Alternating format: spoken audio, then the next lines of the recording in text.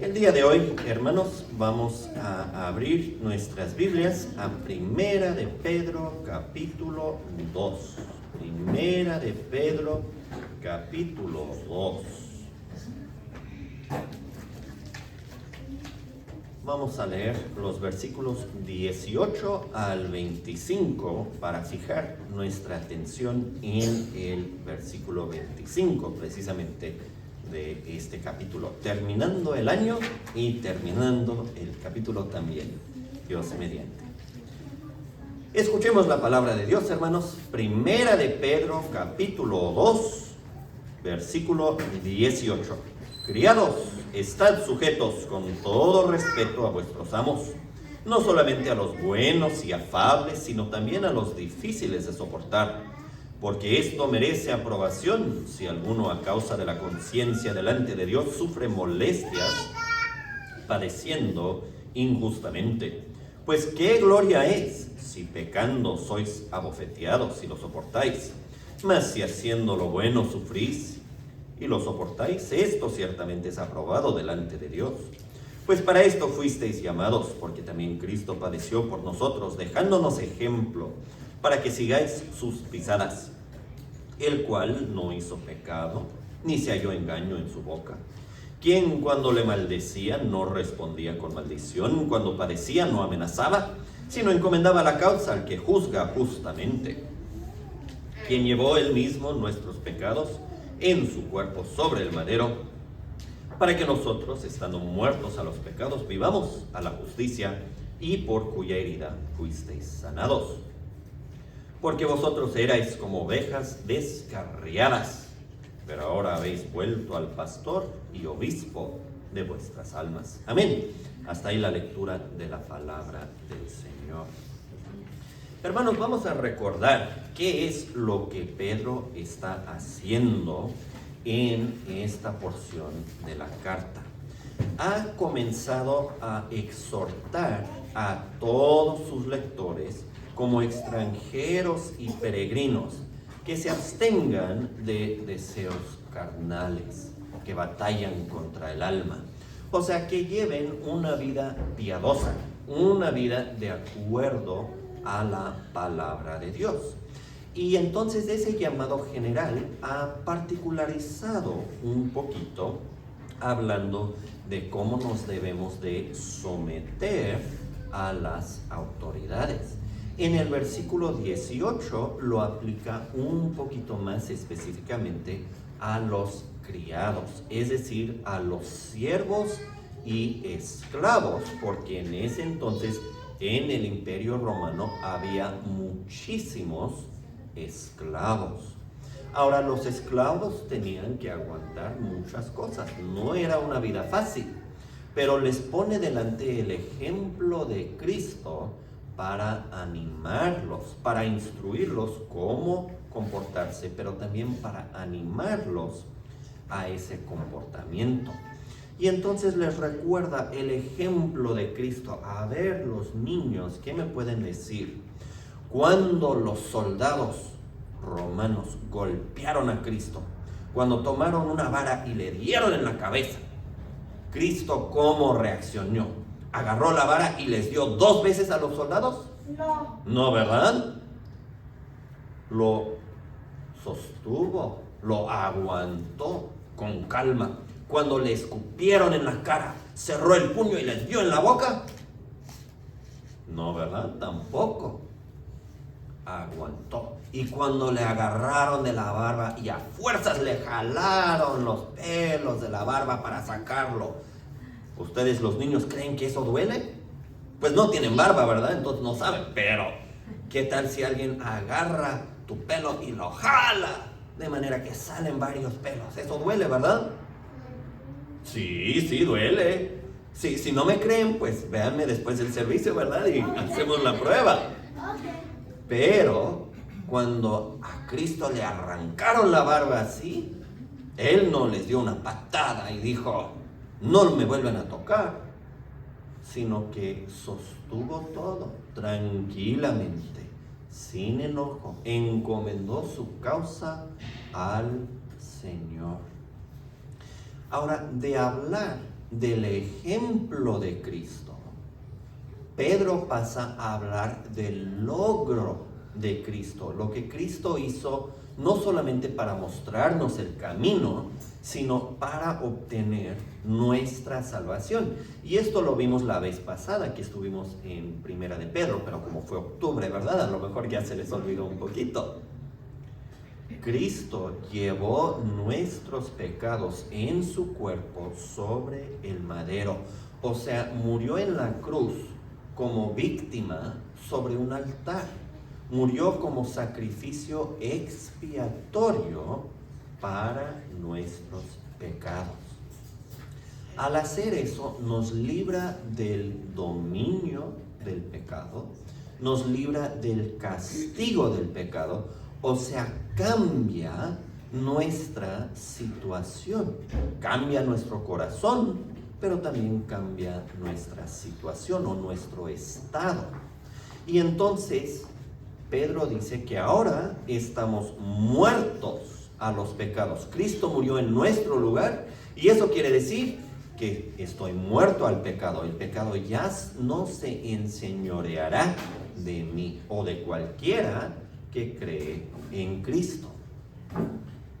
En vez de eso, vivimos para la justicia. Ya somos sujetos, ya somos esclavos, no del pecado, sino de Cristo mismo. Por su herida fuimos sanados. Y hasta ahí llegamos la vez pasada. Pero el versículo 25 explica ese último pensamiento un poquito más. Por la herida de Cristo fuimos sanados. Él sufrió, Él murió, y ahora hay un gran cambio en nosotros. ¿Qué es ese cambio? ¿Qué quiere decir la sanidad como Pedro lo maneja aquí? Pues quiere decir que anteriormente éramos como ovejas descarriadas. Pero ahora hemos regresado a Cristo, hemos regresado al pastor y obispo de nuestras almas. Entonces, brevemente, vamos a considerar 3 puntos. Nuestra condición anterior como ovejas descarriadas, nuestra condición presente como regresados a Cristo y los títulos que se le dan a Cristo, pastor y obispo. Ahora, nuevamente, una pregunta para los niños, ¿verdad? Porque es posible que no estén del todo seguros. ¿Qué quiere decir descarriada? Pedro dice que somos como ovejas descarriadas. Pues, ¿qué es estar descarriado? A ver, ¿quién se atreve? ¿Quién piensa que sabe? ¿Nadie se anima? Bueno, descarriado. Ok, muy bien. De salirse corriendo, dice Elías. Otra palabra que podríamos usar es de estar perdido. No estamos donde debemos de estar. No estamos en casa, no estamos en la iglesia, estamos quién sabe dónde y ni siquiera nosotros sabemos. Hemos errado, nos hemos salido del camino y ya no sabemos cómo regresar. Ahora, hay animales que pueden regresarse desde bien lejos, ¿verdad? En nuestra vecindad, en un tiempo tuvimos demasiados gatos salvajes, ¿verdad? Pues de una pareja salió otra y otra y otra y otra. Y uno de los vecinos estaba atrapando a los gatos y llevándolos lejos. Pero 2 días después vuelve a aparecer el mismo gato. Pues los gatos son más o menos buenos, ¿verdad? En regresar a donde se ubican.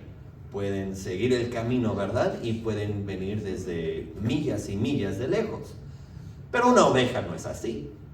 Una oveja fácilmente se confunde, se pierde y no sabe cómo llegar a la casa. Bueno, Pedro dice que así somos nosotros.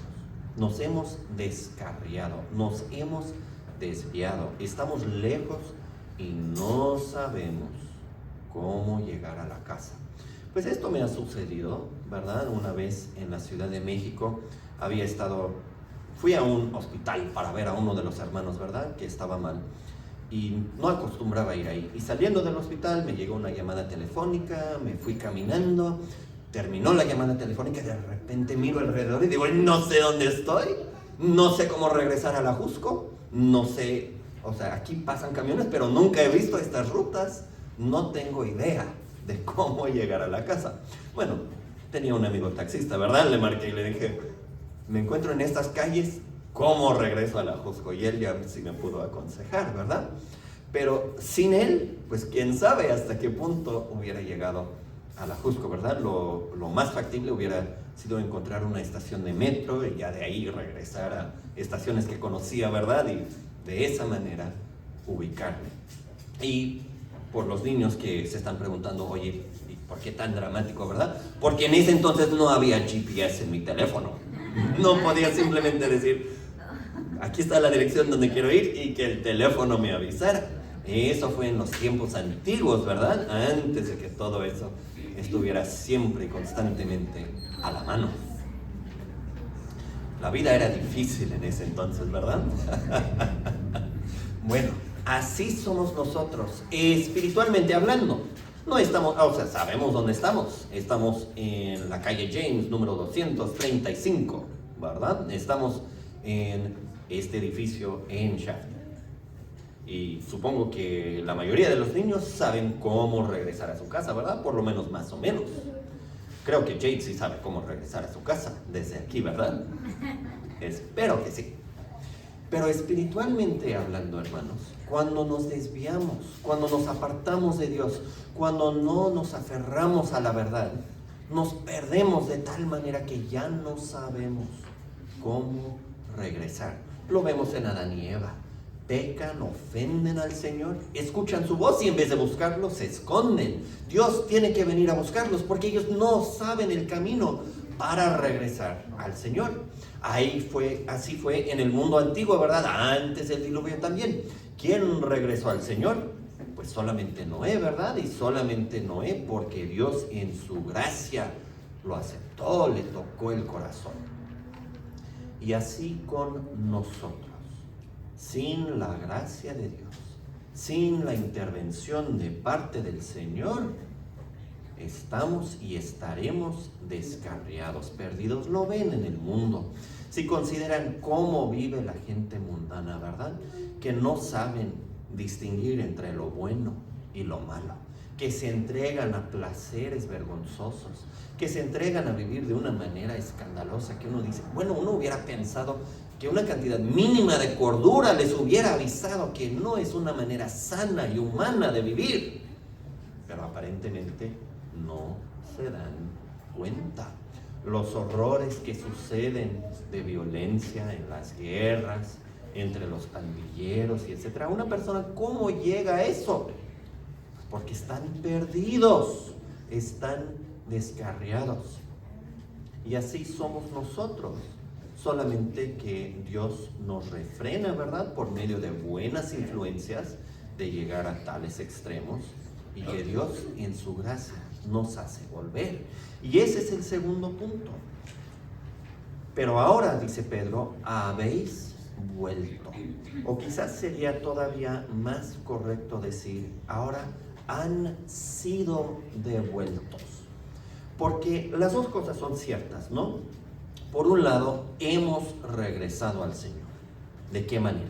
Pues en arrepentimiento, ¿verdad? Escuchando el Evangelio, confiando en Cristo, arrepintiéndonos de nuestros pecados, así hemos sido reconciliados con Dios. Así estamos nuevamente donde deberíamos estar, como miembros de la familia de Dios, como parte de su casa. Pero nosotros no encontramos ese camino. Nosotros no nos devolvimos por nuestro propio poder. En ese sentido, no es que regresamos, es que fuimos traídos del desierto, de donde estábamos perdidos, a donde deberíamos de estar. Y eso es por la obra del Señor. Él nos regresa usando el llamado del Evangelio, ¿verdad? La predicación y la lectura de su palabra nos enseñan el camino, nos enseñan dónde debemos de estar y nos llaman a regresar. Pero no es solamente la palabra, porque cuánta gente escucha la palabra y sin embargo no encuentran el camino. Sin embargo no regresan. No es solamente la palabra es un instrumento, sí, Dios lo usa, necesitamos la palabra. Pero la palabra por sí sola no obra este regreso a casa que Dios tiene para nosotros. Tiene que venir el Espíritu Santo. Tiene que abrir los ojos del entendimiento. Tiene que cambiar la disposición del corazón para que aceptemos a la verdad. Para que en vez de endurecernos y decir, bueno, quizás tenga razón, pero no me importa. No quiero escuchar, porque no quiero escuchar nada que me condene, no quiero escuchar nada que me diga que tengo que cambiar, no quiero escuchar nada que me diga que no me puedo salvar a mí mismo. La gente tiene sus motivos por rechazar la palabra, pero ¿cuál es el efecto de rechazar la palabra? Pues que seguimos descarriados, seguimos perdidos, estamos lejos de la casa, lejos de la provisión de Dios, lejos de todo lo bueno. Si escuchan la palabra, si reciben este llamado, no endurezcan sus corazones. Dios está dispuesto a hacernos volver a la casa. Lo hace por su palabra, por su espíritu.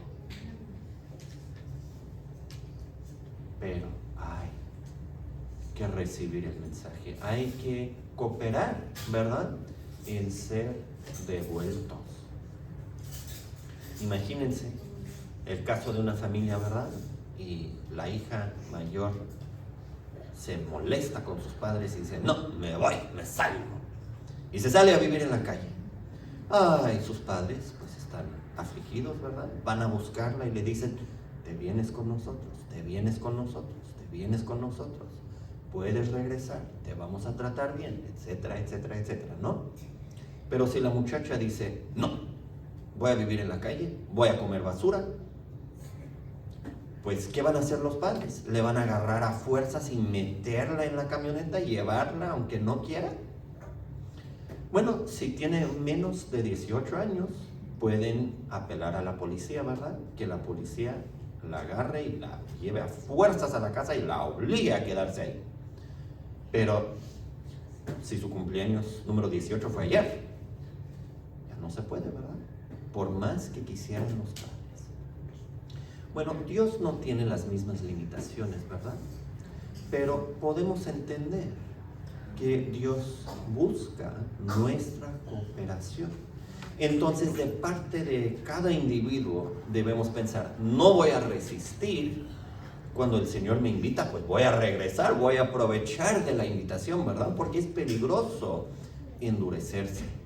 Ahora, de parte de quienes están orando por una persona endurecida, qué confianza saber que Dios puede alcanzar el corazón y cambiar el corazón. Dios no nos salva en oposición a nuestra voluntad, ¿verdad? Pero Dios es capaz de cambiar la voluntad para que anhelemos la salvación. Pues a todos les digo, no se mantengan fuera de la casa de su Padre Celestial. La puerta está abierta, la invitación se extiende. Volvamos a casa, vivamos con el Señor. Y por último, ¿a quién hemos vuelto o a quién hemos sido devueltos? Pues Pedro lo dice, está hablando de Jesucristo y lo llama pastor y obispo de nuestras almas. Bueno, pastor, nosotros lo manejamos comúnmente en la iglesia, ¿verdad? Y decimos a cierta persona el pastor, pues es la persona que predica, es la persona que es parte de su responsabilidad oficial, orar, velar por nosotros, acompañarnos y siempre dirigirnos la palabra de Dios.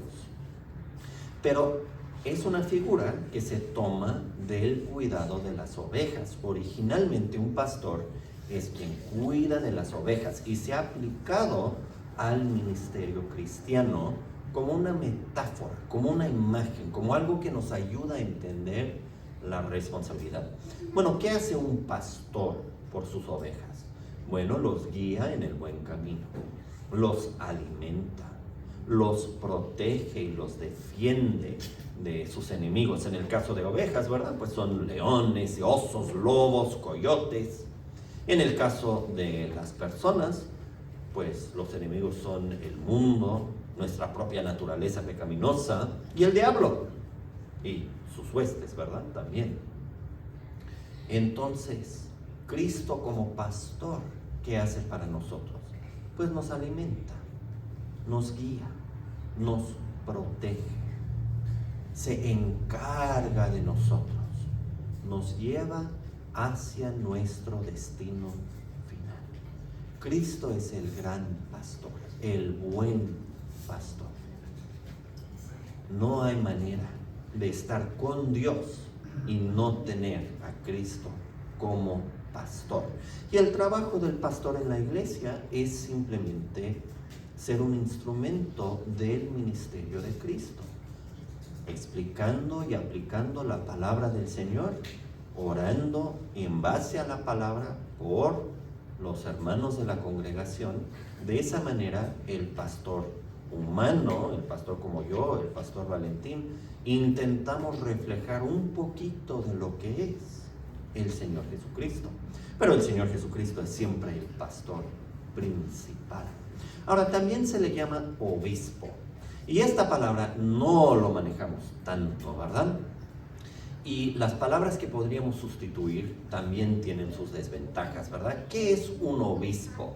Pues es un supervisor, es lo que quiere decir. Pero bueno, quienes han trabajado escuchan supervisor y a lo mejor no les suena como lo mejor, ¿verdad? Porque ¿qué hace el supervisor en el trabajo? Pues viene para criticar, viene para corregir, viene para exigir que hagamos más, que lo hagamos mejor, nos viene a denunciar nuestros errores, ¿verdad? O a darnos la mala noticia que ya por latosos hemos sido despedidos. Y entonces escuchamos el supervisor, como que no nos suena, ¿verdad? No nos parece muy atractivo. Pero, ¿por qué se necesita? ¿Por qué hay tal cosa como supervisor? Y hay supervisores malos, claro, y hay supervisores buenos. Cuando hay un supervisor bueno, ¿qué es lo que hace? Pues está revisando, está anticipando problemas antes de que sucedan, está corrigiendo problemas para que no vayan de mal en peor. O quizás si tienen un trasfondo con la Iglesia Católica Romana, ¿verdad? Piensan en un obispo y dicen, bueno, este es un príncipe de la iglesia, ¿verdad? Este es como el cura, pero vive de lujo y gana más dinero, etc. Bueno, eso tampoco no es la idea de obispo o de supervisor aquí en la Biblia. La idea es de una persona que tiene autoridad, sí, para checar que todo esté bien, pero tiene esa autoridad no para destruir, sino para edificar, como apoyo, como bendición. Y bueno, quizás también lo han vivido, ¿verdad? Me tocó una vez tener un supervisor muy bueno, supervisora de hecho, y con ella, si salía un problema, yo iba luego para comentárselo, ¿verdad? Porque ella lo corregía. Con otros supervisores, más bien ocultaba los problemas, porque cuando se los exponía, más bien me gritaban, ¿verdad? Y pues mejor no les digo nada y a ver si no lo puedo corregir de mi propia cuenta. Pero con esta supervisora, cualquier cosita se lo comentaba, ¿verdad? Y ella lo corregía. Eso es lo que debe de ser. El obispo entonces, y a los ancianos dentro de la iglesia también se les puede llamar obispo, porque anciano es el nombre, digamos, de las características que deben de tener para ese oficio. Obispo es la palabra para qué trabajo tienen que realizar. ¿Qué tienen que hacer los ancianos o los obispos dentro de la iglesia?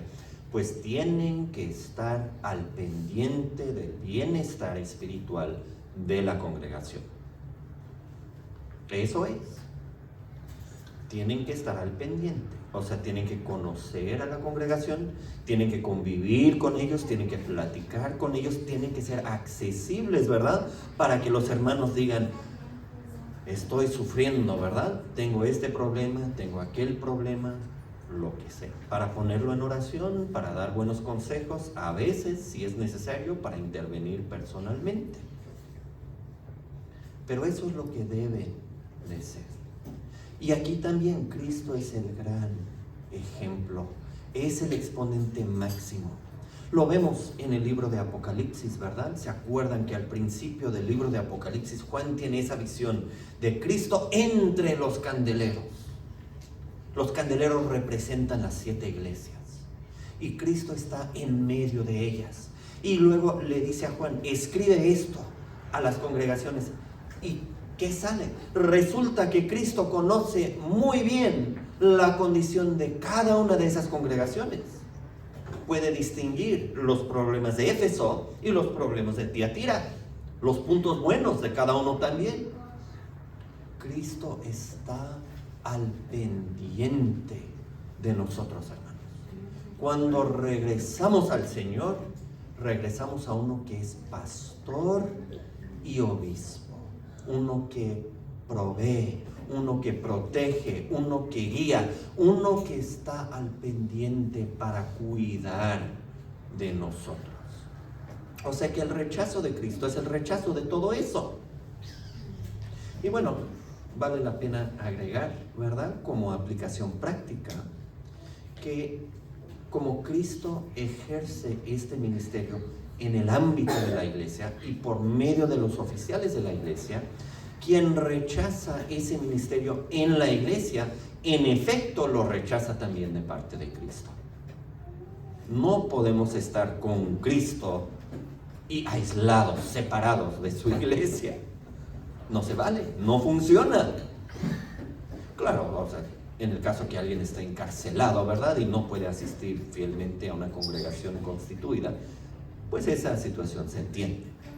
No digo que no haya casos extremos, pero en la vida cotidiana, en casos normales, alejarse de la iglesia es alejarse de Cristo. No porque Cristo y la iglesia sean idénticas, pero porque Cristo ejerce su ministerio de pastor y obispo en la iglesia, por medio de los oficiales de la iglesia.